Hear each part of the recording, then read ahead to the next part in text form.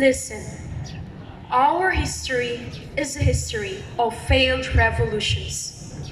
Always, in the end, someone is being bought or someone is turning into traitor. We are a nation of traitors. We are a nation of traitors. We are always delighted in seeing the downfall of others, even friends.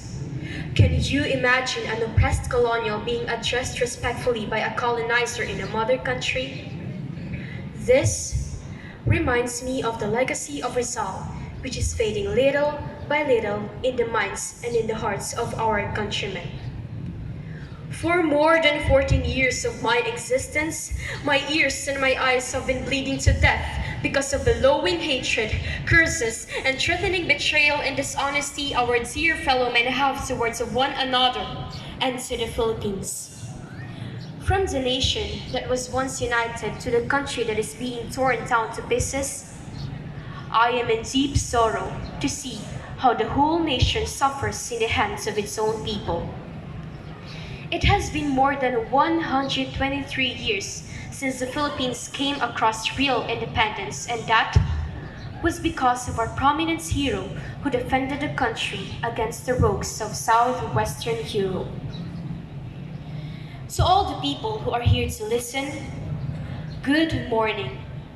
I want you to reflect on what is happening in our country right now and realize the roots of these issues that the whole nation faces.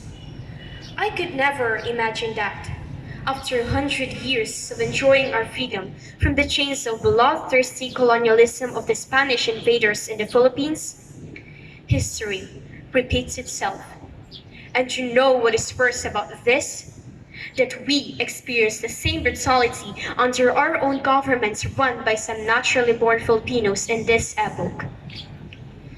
To my dear fellow youth, teachers, ladies and gentlemen, I am taking this opportunity to express how disappointed I am in our own government.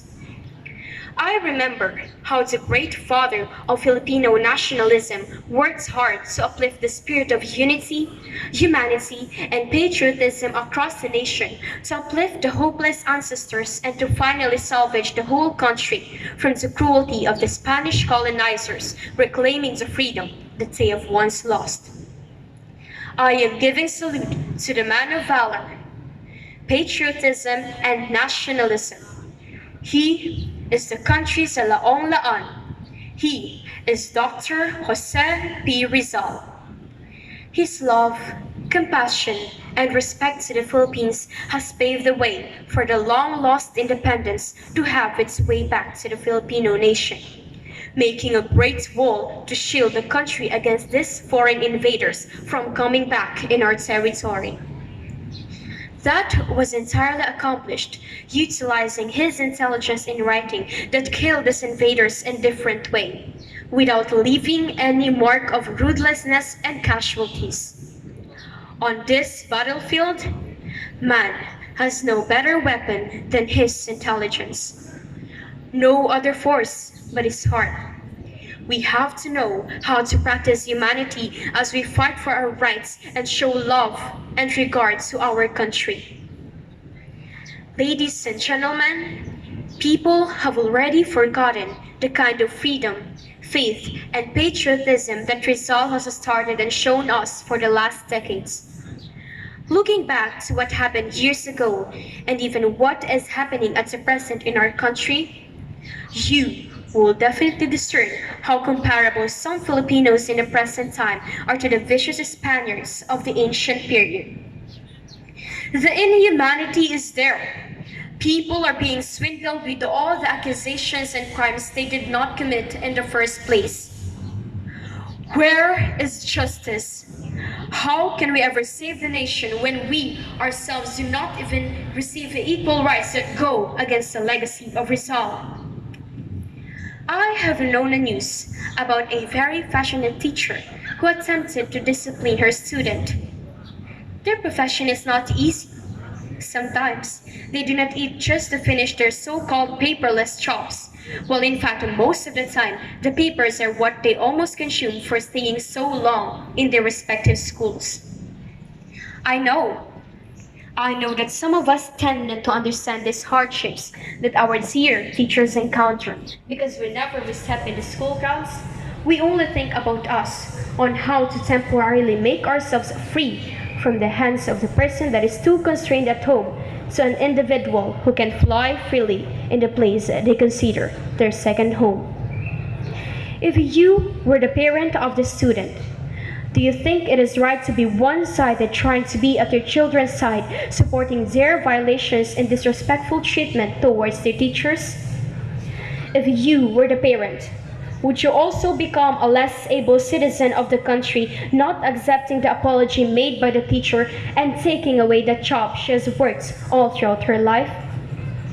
Brothers and sisters, there are two things that we have to think in Rizal's way.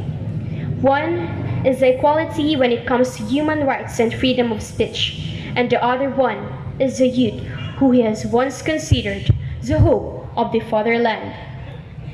We always have to deal with everything through a process we know that is equal to one another. A process that would test and reveal the truth, not putting in any kind of harm among these people who are involved in the issue.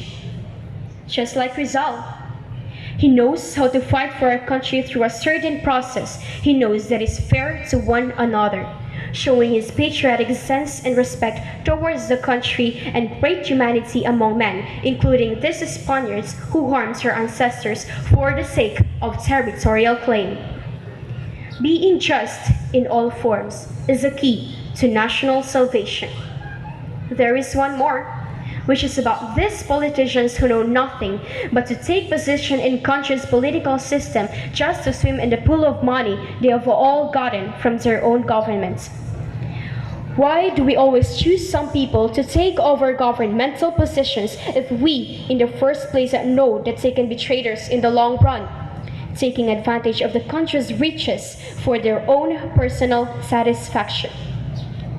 People, you have to keep your eyes wide open to realize that poverty shall not be existing today, even not because of these corrupt traitors of the Philippines. There is a pearl of Orient seas, but it happens to be also a pearl of Orient corruptions. To my well-respected audience, it is not yet too late for us Filipinos to change and save the nation from the dangers of its politics and its own governments, most especially in these hours that they find difficult to understand one another and to look for greater solutions to resolve the issues that our country faces, or whatever it may be. God has made man a cosmopolite. He created seas for ships to glide on, the wind to push them, and the stars to guide them even in the darkest night. To my fellow youth and to everyone in here, with him, I know there is hope. Long live Jose P. Rizal.